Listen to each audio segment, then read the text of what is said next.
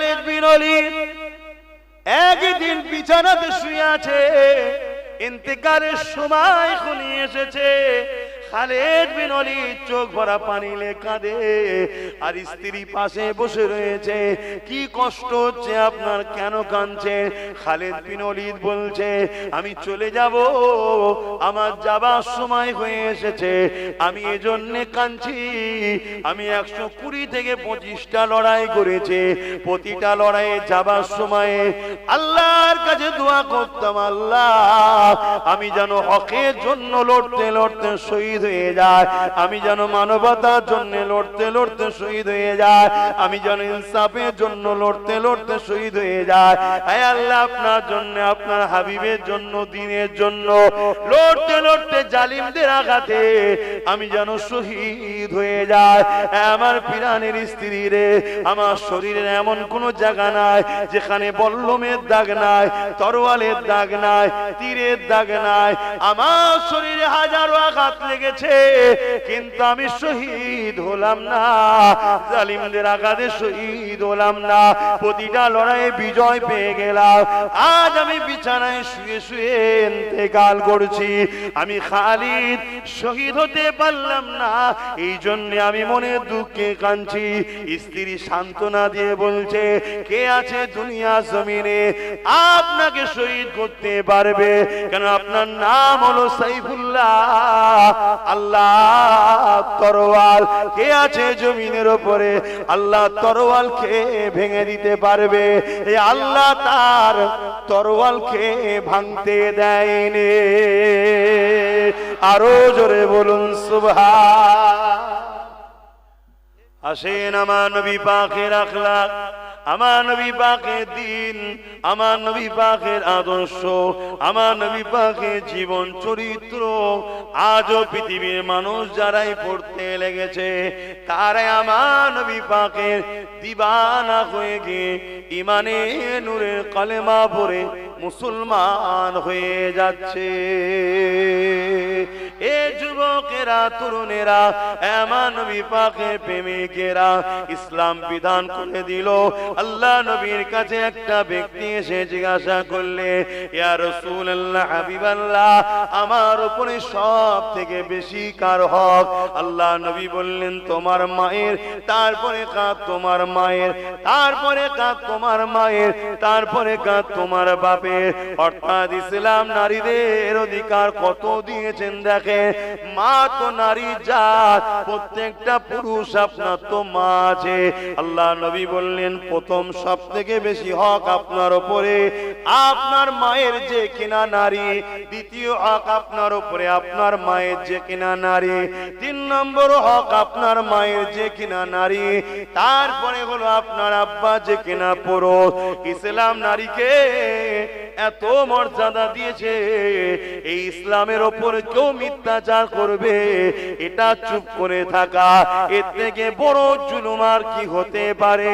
কিয়ামতের দিন এই অন্যায়ের বিরুদ্ধে যদি না মুখ খোলো, এই অন্যায়ের বিরুদ্ধে যদি না করো, এই অন্যায়ের বিরুদ্ধে কথা যদি না বলো, কিয়ামতের দিন আল্লাহ পাক বুবা শয়তান করে উঠাবে।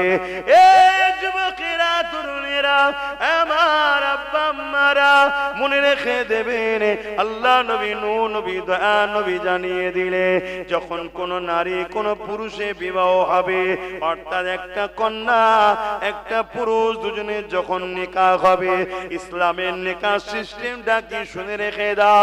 পুরুষকে আগে থেকে স্ত্রীকে আনার আগে নিজের ঘরকে সুন্দর করে সাজাবে। তুমি তোমার স্বার্থ মতন সাজাও, যেন তোমার স্ত্রী এসে মনে করে এই যে যা কিছু করা হয়েছে আমার জন্য করা হয়েছে। দ্বিতীয় নম্বর, তুমি পুরুষ, তুমি আগে যাও কন্যার ঘরে, নারীর ঘরে, সেখানে গিয়ে তাকে নজরানা দেন, মোহর দিয়ে, তারপরে তাকে তুমি তোমার জীবন সাথী বানিয়ে তুমি তোমার ঘরে নিয়ে আসো। এবং ঘরে নিয়ে এসে তার থাকা খাওয়া, তার জীবনের প্রয়োজনের জামা কাপড়, ওষুধ থেকে শুরু করে সব কিছু দায়িত্ব পুরুষ তোমার কাঁধে। যদি দায়িত্ব না নিতে পারো নেকাহ করো না, আর যদি দায়িত্ব নিতে পারো নেকাহ করো। কেননা এই হক যদি তুমি না আদায় করো, এ পুরুষ কিয়ামতের দিন আল্লাহ তোমাকে ধরবে। শুনছেন তো? এটা হলো ইসলামের নিয়ম। আর এখন মেয়ের বাপ টাকা দেয় পুরুষকে, মোটরসাইকেল টরসাইকেল ফোন, এটা মানুষের শয়তানদের তৈরি করা কথা, বুঝছেন তো নাকি? এটা ইসলামের নয়, এমন কথা বুঝছেন তো নাকি? তাহলে সেই ইসলামের উপরে আঘাত, অসুবিধা হচ্ছে। হ্যাঁ, আবার একটা প্রশ্ন ওঠে, কি সবই বুঝলাম, তাহলে ইসলাম নারীদেরকে পর্দা করতে বলে কেন? সবকিছু ছেড়ে দিয়ে পর্দার পিছনে চলে গেছে কেন? পর্দা ঢেকে রাখলে সমস্যা কিসের? ঢেকে রাখলে সমস্যা কোথায়? না, ঢেকে রাখলে যারা সমাজে চরিত্রহীন, নজর খারাপ, তাদের তো অসুবিধা হওয়া দরকার, ঠিক তো নাকি? যারা এই পর্দা নিয়ে কথা তোলে, জানতে ওদের ক্যারেক্টার খারাপ, চরিত্র খারাপ। ওরা হলো ওই শিয়াল মার্কা মানুষ, যে শিয়ালগুলো আন্দোলন করে। সবই ঠিক আছে, মুরগিকে কেন খাঁচার মধ্যে রাখা হয়? ওকে ছেড়ে রাখো, ছেড়ে রাখো। কেন? খাঁচার মধ্যে থাকলে শিয়ালকে শুকিয়ে থাকতে হয়, খাওয়া জোটে না। ছেড়ে রাখলে ধরে ধরে খাবে। এরম শিয়াল মার্কা কিছু মানুষ আছে, তারা নারীদেরকে চায় ছোট কাপড় পরুক, অর্ধ উলঙ্গ থাক, তাতে করে তারা তাদের নফসের বুড়াই খোরাকের নজরে তাকাবে এবং নারীদেরকে ভোগের নজরে দেখবে, ভোগ করা স্বপ্ন নেবে। কথা বুঝে আসছে না? কিন্তু ইসলাম নারীদেরকে তো বোরখা দিয়ে, পর্দা দিয়ে, হিজাব দিয়ে নারীর মূল্য বুঝিয়েছে। জোরে বলুন সুবহানাল্লাহ। যে জিনিস যত দামি হয়, সে জিনিস তত প্যাকিং ভালো হয়। যে জিনিস যত দামি হয়, তার নিরাপত্তাও তত হয়। যে জিনিস যত সূক্ষ্ম হয়, তার চতুর্দিকের গার্ড প্যাকিংটাও তত ভালো হয়, তাই তো নাকি? যে জিনিস যত দামি হয়, তাকে তত দামি জায়গায় রাখা হয়। যে জিনিস যত দামি হয়, তার সিকিউরিটি তত দামি হয়। যে জিনিস যত দামি হয়, তাকে রাখা হয় তেমন সিকিউরিটি জায়গাতেও রাখা হয়, ঠিক না বেঠিক? অতএব ইসলাম নারীকে হীরে টুকরোর মর্যাদা দিয়েছে, হীরে বানিয়েছে, আর পুরুষকে রাস্তার পাথর বানিয়ে দিয়েছে। আমাদের মন খারাপ নাকি? আরে আমার মায়ের দাম বেড়েছে, আমার গর্ব হওয়া দরকার, ঠিক না বেঠিক? রাস্তার পাথর পড়ে থাকলে চুরি হওয়ার ব্যাপার নেই, কিন্তু হীরে যদি সামান্য ছোটও হয়, ওটা চুরি হয়ে যাওয়ার ব্যাপার। হীরেকে রাখতে হয় কোথায়? আলমারির ভেতরে, লকারের ভেতরে, মখমলের কাপড় জড়িয়ে। আলমারি খুললেই মনে হয় একবার দেখি ঠিক আছে কিনা, কি? আর ছিঁড়া নোটগুলো পড়ে থাকে, ব্যান্ডিল ব্যান্ডিল, ওর দিকে তাকাবার সময় থাকে না, ও দুটো যাই যাকগে যাক। কিন্তু হীরে বারবার তার দিকে টার্গেট। এ আমার মায়ের জাত, বোঝেন বোঝেন, ইসলাম আপনাকে ঢেকে রেখে মূল্য বুঝিয়েছে যে তোমরা নারী, তোমরা হলে হীরে। জোরে বলুন সুবহানাল্লাহ। তোমাকে আমি দামি জিনিস বানিয়েছি, তুমি নিরাপদে থাকো, সেফটি থাকো, ঢেকে থাকো। কেন? তোমার মূল্য অনেক বেশি। আর পুরুষ ও রাস্তার পাথরের নাই, ও পড়ে থাকলো, বস্তা বস্তা পড়ে থাকলো, কেউ টাকাবে না। কথা বুঝে আসছে নাকি? তাহলে সেই মায়ের জাতেদেরকে বুঝা দরকার। কিন্তু আজ আমার মায়েদের মধ্যে অনেক মা আছে, নিজেদের মূল্য নিজেরাই কমিয়ে দিচ্ছে। কি কমাচ্ছে না কমায় না? আজকে চলে যাও আরব দুনিয়ায়, যে দুনিয়ায় কোন নারীর পায়ের পাতা দেখা যায় না, সেই আরব দুনিয়ায় যখন একটা নারীর বিবাহ হয়, সেই নারীর নজরানা দেনমোহর হলো 1 কোটি টাকা। কত? 1 কোটি টাকা পুরুষকে দিতে হবে, তারপরে বিয়ে হবে। শুনছেন তো নাকি? আর আমার দেশে বা আমাদের সমাজে বলবেন তো কেন? আমরা নিজেদের মূল্য নিজেরা নষ্ট করেছি, নিজেদের মূল্য নিজেরাই নষ্ট করে ফেলেছি। তাদের পায়ের পাতাটাও কেউ দেখেনি, তারা নিজেদের মূল্যকে রেখে দিয়েছে, তাই তাদের মূল্য আল্লাহ মিলাচ্ছে। ভাবো, আসেন ইসলামকে জানি, ইসলামকে বুঝি, ইসলাম মেনে জীবন গড়ি, তবেই কামিয়াব হব। পাশাপাশি আমার ইসলামের ওপরে কেউ জুলুম করলে, কেউ আঘাত দিলে, অযথা মিথ্যাচার করলে, তার বিরুদ্ধে আমাদেরকে সংগঠিতভাবে তাকে জবাব দিবা, এটাও দায়িত্ব রয়েছে। এ যুবকেরা, ইসলাম জুলুম কখনো করেনি, কিন্তু কেউ যদি ইসলামের উপরে আঘাত দিয়েছে, ইসলাম তাকে ডিফেন্স করতে বলেছে। যেমন বদরের জমিনে ঘটেছিল। বদরের জমিনে আমার রাসূল পাক সাল্লাল্লাহু আলাইহি ওয়াসাল্লাম মক্কা জমিন থেকে হিজরত করে ইয়াসরিব মদিনা জমিনে চলে গেল। মদিনায় সাহাবা হুজুর দিগকে নিয়ে আল্লাহ নবী বড় আনন্দেতে, বড় শান্তিতে সেখানে নবী আমার দ্বীনের প্রচার করতে লেগেছে। কিন্তু মক্কা জালি সন্ত্রাস আবুজুর উতবা সাহেবা তাদের সহ্য হলো না। তারা 1000-এর উপরে সৈন্য নিয়ে মদিনার উপরে হামলা করবে বলে এগিয়ে গেল। এ যুবকেরা, এই খবরটা আমার নবী পাক যখন পেয়ে গেলেন, আল্লাহ নবী সাহাবা হুজুর দিগকে বললে, বাবা সাহাবারা, মদিনার উপরে আবু জেহেল 1000 লোক নিয়ে আসছে, হামলা করবে। ওকে মদিনায় আসার আগে তাকে রাস্তায় রুখতে হবে, তার সঙ্গে আমরা কথা বলবো, তার সঙ্গে আমরা সলে করব। কারণ আমি তো মক্কা ছেড়ে দিয়ে ইয়াসরিব মদিনায় চলে এসেছি, তারা মদিনাতে রয়েছে, আমি তো তাদের মক্কায় রয়েছে, আমি তো তাদের ওখানে যাইনি, তাদের সঙ্গে কোনো কথা বলতেও চাইনি। তারা কেন আমার মদিনায় এসে হামলা করবে? এই ব্যাপারে তাদের সঙ্গে একটা আলোচনা আমরা করব, চলো। কিন্তু মদিনায় যদি ঢুকে পড়ে, আলোচনা তারা না করে হয়তো হামলা করে দিতে পারে। যে হামলাতে মদিনার মুরব্বীরা, মদিনার নারীরা, মদিনার বাচ্চাদের উপরও হামলা করতে পারে। কেন? যারা জালিম হয় তাদের কাছে কোনো দয়া ময়া বলে কিছু নাই। জালিমদের একটাই জিনিস, ক্ষমতার জন্য নিজের পরিবারকেও হত্যা করতে পিছপা হয় না। ইতিহাস এমন পাওয়া যায় না, যায় না? কথা বলছেন না কেন? ঠান্ডায় পুরো জড়ো হয়ে গেল, নতুন ঠান্ডা পড়ছে বলে। জালিম যারা হয় তাদের কাছে শিশু বাচ্চা বলে কিছু নেই। যেমন এই পশ্চিম বাংলায় 2021-এ ভোটের গণনার পর জালিমরা, এই রাজ্য সরকারের লোকেরা অনেকের ঘর বাড়ি ভাঙচুর করেছে না করেন? এটা আওয়াজ দিয়ে বলুন, করেছে না করেন? এরা জালিম, এদেরকে সাপোর্ট করা চলবে না, হারাম। কথা বুঝে আসছে? এরা জালিমরা।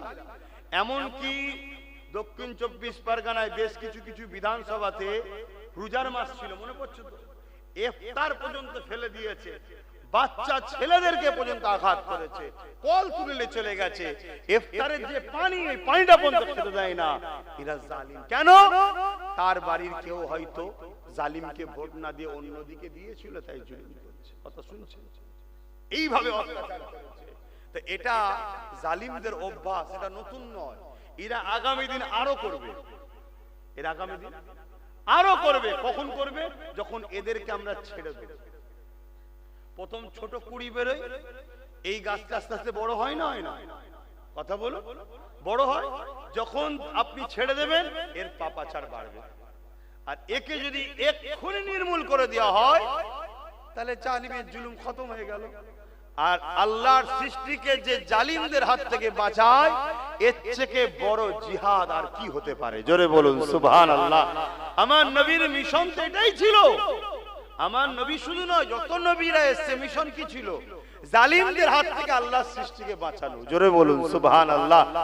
বদরে তো এটাই হয়েছে, খাইবারে তো এটাই হয়েছে, হুনাইনে এটাই হয়েছে, উহুদে এটাই হয়েছে। কিন্তু আজ আমাদের যুবকরা ঘাবড়ে যাচ্ছে। আমাদের যুবকরা বলছে কি হবে ভাইজান, ওদের হাতে বোম আছে, ওদের হাতে বন্দুক আছে, ওদের হাতে মেশিন আছে, ওদের হাতে এই আছে।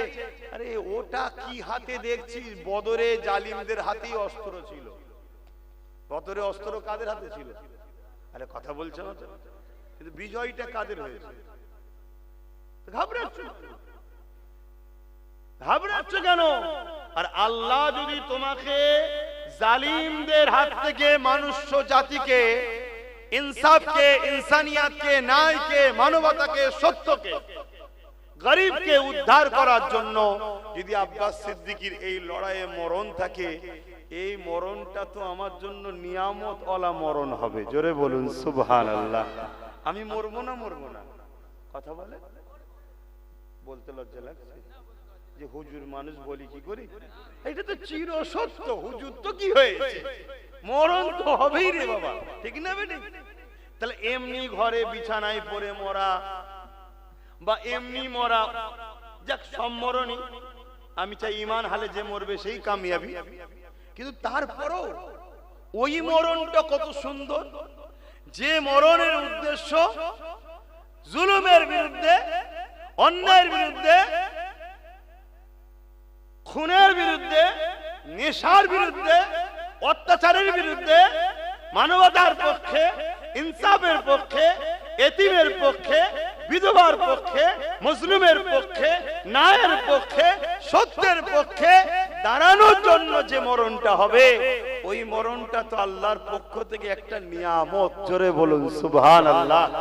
এই মরণটা কেমন? জান বেরোবার আগে জান্নাত দেখানো হয়। জোরে বলুন সুবহানাল্লাহ। মরণ তো সেই হবে। এবার কেউ যদি মনে করে যে আমি মনে হয় জুলুমের বিরুদ্ধে লড়লে এক সপ্তাহ আগে মরণ হতে পারে, আর না লড়লে মনে এক সপ্তাহ পরে হবে, এরকম নাকি? কথা বলছে না।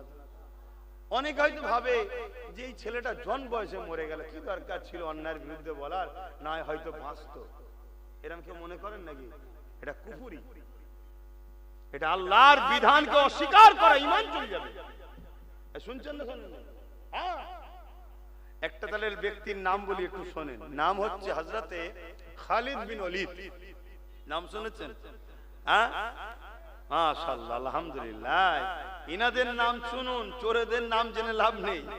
ইনাদের নাম জানুন, ইনাদের নামটা বললেও আল্লাহ খুশি হয়। বলুন সুবহানাল্লাহ। হযরতে খালিদ বিন ওলীদ প্রথমে কিন্তু নবীর বিরুদ্ধে ছিল, ইসলামের বিরুদ্ধে ছিল, কুফরি দিকে ছিল। ওহুদের যুদ্ধের ময়দানে আমার রাসূলের একটা হিকমা দেখে, একটা প্ল্যান দেখে এই খালিদ বিন ওলীদের মধ্যে একটা হালচাল শুরু হয়। সেই দিন থেকে তিনার মধ্যে সূচনা শুরু হয়, তিনি ইসলামের দিকে এগিয়ে আসে। জোরে বলুন সুবহানাল্লাহ। একটু প্রথম থেকে বলে নি। ওহুদের যুদ্ধের ময়দানে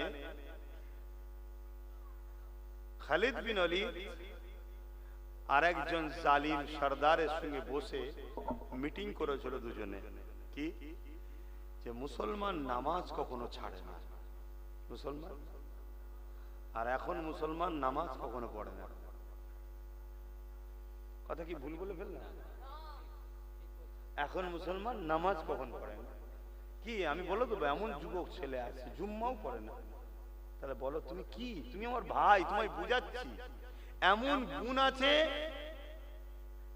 বুনেদের তো নারীদের তার ঈদ বকরা ঈদ নেই, সারা বছরই নামাজ পড়ে না। তাহলে বলুন সে তো মুসলমান? বলুন এই মেয়ে যদি কালকে জুলুমের শিকার হয়ে যায়, এটা আফসোস করার তো কিছু নেই। ওকে কে বাঁচাবে? আল্লাহ ছাড়া কেউ বাঁচাতে পারে কি? হ্যাঁ? আর অথচ আম্মাদের হাজেরা জালিম বাদশার খপ্পরে পড়ে গেছিল, জানেন তো নাকি? হ্যাঁ, যতবার আম্মার ঘরে গেছে, বাদশার মেজে পাকা তৎকালীন সময় যে সঙ্গে মারমার যে মার্বেল ছিল ভেঙে ঢুকে যাচ্ছে বাদশা। আল্লাহ আম্মা হাজেরাকে বাঁচাচ্ছে। জোরে বলুন সুবহানাল্লাহ। আর এখন লক্ষ লক্ষ মুসলিম মেয়ে, লক্ষ লক্ষ মুসলিম মেয়ে, হাজার নয়, ডাটা বলছি, ডাটা জালিমদের চক্রান্তের শিকার অলরেডি হয়ে গেছে মুসলিম মেয়ে, যাদের সতীতা নষ্ট হয়ে গেছে, তাদেরকে অপবিত্র করা হয়েছে। কেন কেন কেন? জালিমরা দেখেছে মুসলিম নারীদের যদি রেহেমটা পবিত্র থাকে, আবার সালাউদ্দিন আসবে, আবার মোহাম্মদ বিন কাসেম আসবে। শুনছেন? যাদের মোকাবেলা করার মতো পৃথিবীতে কোনো মা সন্তান জন্ম দিতে পারে না। অতএব মুসলমানের সঙ্গে লড়াই ডাইরেক্ট করে পারবো না। এদের মায়ের জাত নারীকে টার্গেট কর। কিভাবে টার্গেট করছে? স্কুলে পড়ে, কলেজে পড়ে, ভার্সিটিতে পড়ে। শুনছেন তো? এই মিডিয়া শুনছো? ভালো ধরে করো, ছাড়বে। যদি শুনে 10টা মেয়ে বোঝে। এদের কাছে একটা প্রোপাগান্ডা চালু করা হয়েছে কি, একদল ইসলাম বিদ্বেষী ঘরের ছেলেরা একসাথে পড়ে, তারা এসে বলবে তোমাদের কোরআনের আয়াতটা খুব সুন্দর, তোমাদের এই হাদিসটা খুব সুন্দর, ইসলামের এই কাজটা খুব ভালো লাগে। আমার মায়ের জাত এমনি নরম দিলে সে ভাববে ইসলামের দিকে মনে হয় আগ্রহ আছে, একে একটু ইসলামের কথা শোনাই। শুনছেন না? কিন্তু প্ল্যান মাফিক কাজ হচ্ছে। যখন আর একটু শোনাবে, ফোনে কথা হবে, তোর ফোন নাম্বারটা দিয়ে কিছু জানার হলে জানবো, হাই হ্যালো মেসেজ, হোয়াটসঅ্যাপ, আরো কি কমনে আছে। আস্তে আস্তে সম্পর্ক বাড়ছে না কমছে? আগুন আর মোম কখনো এক জায়গায় থাকলে যে কোনো একটা তো যাবে নাকি? কথা বলে। এভাবে এক জায়গায় হতে হতে হতে হতে একটা দিন আমার বোনটার পবিত্রতাকে নষ্ট করছে। একটা দিন বলছে আমি তোদের দিকে চলে যাব, কিন্তু পরিকল্পনা শুধু নষ্ট করো। একটা দিন হয়তো সন্তান হয়ে যাচ্ছে, সন্তান সমেত ছেড়ে দিচ্ছে। একটা দিন হয়তো সন্তান এসে যাচ্ছে, ওই অবস্থাতে ছেড়ে দিচ্ছে। বাপ আর মা কাউকে জানায়নি, তাড়াহুড়ো করে বিয়ে দিয়ে দিয়েছে। ওই সন্তান কিন্তু জমিনে আসছে। যে সন্তান মুসলিম ঘরে বড় হবে, সবাই জানবে মুসলমানের বাচ্চা, কিন্তু ওই সন্তান বড় হয়ে ইসলামের উপকারে আসবে না। আজকে যেসব মুসলিম এক একটা নেতা আছে দেখছেন না, শেষ করে ফেলছে। এই রকম প্রোটেকশন তৈরি হচ্ছে। এই কথা বুঝছেন না? বোঝেন না? কথা খারাপ লাগছে আমার? অসুবিধা হচ্ছে নাকি? কি শুনবেন বাবারা? এই ওখান থেকে নবীর প্রেমে ঝাঁপতে পড়ে গেছে, ওখানে চলে গেছে। হ্যাঁ, ওটাও শোনেন, মানা করছি নি, কিন্তু কি চলছে বাস্তবটা? সময়ের দাবি কি, সময় কি চাইছে, এটা একটু শোনো। এসেছি এর আগে 3 বার, অনেক কাজ করেছি তো। তাহলে আজকে আমার প্রত্যেকটা বাপকে বলবো, আমার মা বোনের নারীর জাতেরা, আমার বোনেরা হয়তো এই কথা শুনে মনে দুঃখ পেতে পারে, কিছু করার নেই, কিছু করার নেই। তুমি একা ধ্বংস হচ্ছ তা নয়, তোমার ভুলের কারণে এই সমাজে এমন একটা বিস্ফোরা সন্তান আসছে যার দ্বারা ইসলাম সমাজটা পুরো ক্ষতি হচ্ছে। সে বড় হয়ে হয় ক্রিমিনাল হচ্ছে, অন্যায় চরিত্রহীন। আমাদের নয় সে কথা বুঝে আসছে না, আমি আর খুলে বলতে পারছি না। তাহলে বদলাম হেডলাইনে কি হবে? মুসলমান দেখো কি, সেই বদলাম আমাদের হচ্ছে। এইভাবে ইসলামের ঘরের বেটিগুলোকে টার্গেট করা হয়েছে। শুনছেন? তাই আমি প্রত্যেকটা বাপকে বলবো, পড়াতে আমি নিষেধ করছি না, সাথে করে নিয়ে যাও, সাথে করে নিয়ে আসো। ফোন দাও, ছোট ডিব্বা, শুধু খোঁজ লিবার, মা কোথায়, তুই কোথায়, যাবো এক্ষুনি। এই শুনছেন না? শোনেন না? এটা আমার বোনেরা কষ্ট পেলেও পেতে পারে, কিন্তু জাহান্নামের হাত থেকে বাঁচাবার রাস্তা দেখাচ্ছি বোনগুলো। শুনছেন না? শোনেন? আর যখন তখন তার ফোনকে 2 দিন 3 দিনের জন্য নিয়ে নাও। কোথা থেকে ফোন আসছে, কি ব্যাপার দেখো। একটা পুরুষের গায়ে পুরো ছিঁড়া জামার মতো যদি দাগ লেগে যায়, কিচ্ছু যায় আসে না। ও নিজে পাপী, সমাজের কোনো ক্ষতি হবে না। আপনার মুখে চুনকালি কিছুক্ষণ লাগলেও লোক ভুলে যাবে। কিন্তু একটা মা যদি, আমার মায়ের জাত নারী যদি রেহেম অপবিত্র হয়ে যায়, এমন বিস্ফোরা জন্মাবে, ইসলামের তো দুশ্মন হবে। হক্কানি আলেমরা যখন ইসলামের বিরুদ্ধে বলবে, ও তখন দাঁড়িয়ে গিয়ে বলবে তোমার ওয়াজ বন্ধ করো, এখানে সব চলবে না। আমার নেতা নেত্রীর কথা চলবে, অন্য কারো কথা চলবে না, এমন মুসলমান আছে না নাই? হ্যাঁ, এইসব বিস্কুড়া কথা বুঝে আসছে না নাই? এদের মুখ থেকে কখনো শুনতে পাবেন না, এদের মুখ থেকে কখনো শুনতে পাবেন না যে কোরআন শেষ হয়ে যাবে বললে এটা অন্যায় করেছে, এটা বলবে না। আর আমরা যখন বলবো যে কোরআন শেষ করবে বলেছে সে শয়তান বদমাইশ, তার 7 দিন নেই তোর ঈমান চলে যাবে, তখন আমাদের সমালোচনা করবে। এই কথা বুঝছেন না? কিচ্ছু করার নেই বাপ, দিনটা অনেক কষ্ট করে এসেছে।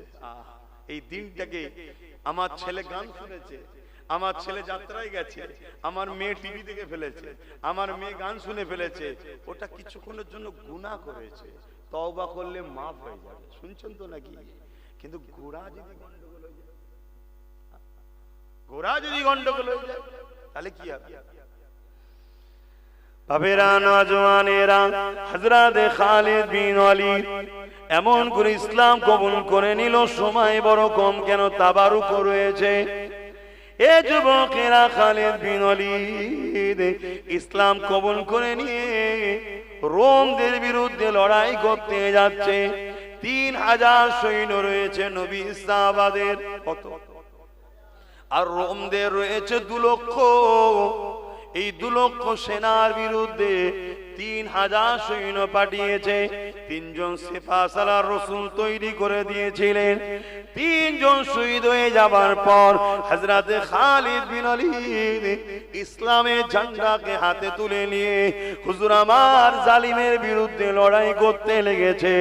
এই লড়াইয়ের রণকৌশল এত ছিল, 3000-এর সামনে 2 লক্ষ টিকে থাকতে পারল না। এ নওজওয়ানে খালিদ বিন ওয়ালিদ জীবনে 120 থেকে 25টা লড়াই করেছিল, গরিবের পক্ষে, ইনসাফের পক্ষে, মানবতার পক্ষে, মজলুমের পক্ষে, অসহায়ের পক্ষে, সত্যের পক্ষে। এ যুবকেরা খালিদ বিন ওয়ালিদ মিথ্যার বিরুদ্ধে, অন্যায়ের বিরুদ্ধে, জালিমের বিরুদ্ধে 120টাকে 25টা লড়াই করেছিল। প্রতিটা লড়াইয়ে খালিদ বিন ওয়ালিদের নেতৃত্বে আল্লাহ পাক বিজয় দিয়ে দিয়েছিলেন। এই খালিদ বিন ওয়ালিদ একদিন বিছানাতে শুয়ে আছে, ইন্তেকালের সময় ঘনিয়ে এসেছে। খালিদ বিন ওয়ালিদ চোখ ভরা পানি লে কাঁদে, আর স্ত্রী পাশে বসে রয়েছে। কি কষ্ট হচ্ছে আপনার, কেন কাঁদছেন? খালিদ বিন ওয়ালিদ বলছে, আমি চলে যাব, আমার যাবার সময় হয়ে এসেছে, আমি এজন্য কাঁদছি। আমি 120 থেকে 25টা লড়াই করেছি, প্রতিটা লড়াইয়ে যাবার সময় আল্লাহর কাছে দোয়া করতাম, আল্লাহ আমি যেন হকের জন্য লড়তে লড়তে শহীদ হয়ে যায়, আমি যেন মানবতার জন্য লড়তে লড়তে শহীদ হয়ে যায়, আমি যেন ইনসাফের জন্য লড়তে লড়তে শহীদ হয়ে যায়। হে আল্লাহ, আপনার জন্য, আপনার হাবিবের জন্য, দ্বীনের জন্য লড়তে লড়তে জালিমদের আঘাতে আমি যেন শহীদ হয়ে যায়। আমার প্রাণের স্ত্রী রে, আমার শরীরের এমন কোন জায়গা নাই যেখানে বল্লমের দাগ নাই, তরোয়ালের দাগ নাই, তীরের দাগ নাই। আমার শরীরে হাজারো আঘাত লেগেছে, কিন্তু আমি শহীদ হলাম না, জালিমদের আঘাতে শহীদ হলাম না। প্রতিটা লড়াইয়ে বিজয় পেয়ে গেলাম। আজ আমি বিছানায় শুয়ে শুয়ে ইন্তেকাল করছি, আমি খালিদ শহীদ হতে পারলাম না, এই জন্য আমি মনে দুঃখে কাঁদছি। স্ত্রী সান্ত্বনা দিয়ে বলছে, কে আছে দুনিয়া জমিনে আপনাকে শহীদ করতে পারবে? কেন আপনার নাম হলো সাইফুল্লাহ, আল্লাহ তরোয়াল। কে আছে জমিনের উপরে আল্লাহ তরোয়ালকে ভেঙে দিতে পারবে? এই আল্লাহ তার তরোয়ালকে ভাঙতে দেয়নি। আরো জোরে বলুন সুবহান। এ যুবক, তোমরা ওঠো, দাঁড়াও, তোমাদের অপেক্ষায় আছে হাজার হাজার মুসলিম, হাজার হাজার মজলুম তোমাদের অপেক্ষায় আছে। তোমরা জাগলে হাজার হাজার লাখো কোটি, তাদের ধর্ম আলাদা হতে পারে, তারাও তোমাদের মুখের দিকে তাকিয়ে আছে, তারাও তোমাদের কাছে আসবে। তোমরাই পারো, মানুষের চোখের পানি মুছতে, তোমরাই পারো মানুষের মুখে হাসি ফুটাতে, তোমরাই পারো এই সমাজে ন্যায় প্রতিষ্ঠিত করতে। তোমরাই তো খালিদ বিন ওয়ালিদের উত্তরসূরি, তোমরাই তো মোহাম্মদ বিন কাসেমের উত্তরসূরি। একটা 17 বছর 18 বছরের ছেলে, তার মোকাবেলায় জালিমরা থরথর করে কেঁপেছিল। বলো, তোমরাই তো সালাউদ্দিন আইবির উত্তরসূরি।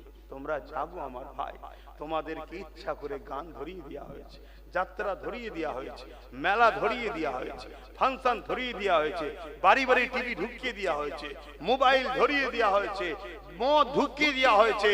খেয়াল করে দেখো, মুসলিম মেজরিটি এলাকাতেই মদের আড্ডা, মেলা, লড়ারি এগুলো মুসলিম মেজরিটি এলাকাতেই দোকান দেওয়া হয়। তোমাকে জড়াবে বলে কেন? তুমি যদি সুস্থ মাথায় জেগে থাকো, এই সমাজে তিলোত্তমা তাহলে রেপ হতো না। তুমি যদি সুস্থ মাথায় জেগে থাকতে, এই সমাজে তামান্না বোমে মরতো না। তুমি আজকে ঘুমিয়ে ঘুমিয়ে তাদের হাতের পুতুল হয়ে আছো বলেই তো তামান্না ছোট্ট বাচ্চা বোমের আঘাতে গেল, তিলোত্তমা মানুষের সেবা করছে, রাত জেগে অপারেশন করছে, তাকে রেপ হয়ে চোখ দিয়ে খুন বেরিয়ে মারা গেল। আজ ইনসাফ হলো না কেন? মাথায় যে বসে আছে সেও বদমাইশ, এখানে বসে আছে সেও চিটিংবাজ, সব মিলে মিশে আছে। কথা কি কষ্ট লাগছে নাকি? একদম সাচ কথা বলে যাচ্ছি। যদি নিতে না পারো তাহলে বাপ আমার কিছু করার নেই, সমস্যা অন্য জায়গায়। তাবারও কাছে আমি কথা বাড়াচ্ছি না। সালাম জানিয়া নবী।